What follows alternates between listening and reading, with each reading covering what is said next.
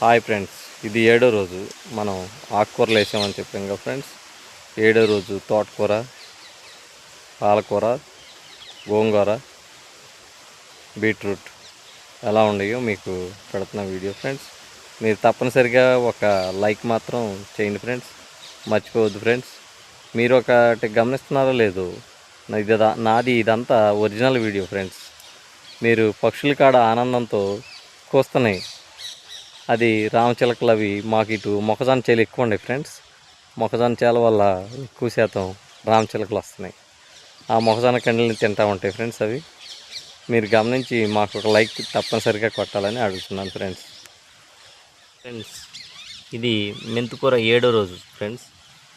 తర్వాత వచ్చేసేసి తోటకూర, ఇది సారీ ఫ్రెండ్స్, ఇది గోంగూర. తోటకూర వచ్చేసేసి 7వ రోజుకి ఈ విధంగా వచ్చింది ఫ్రెండ్స్.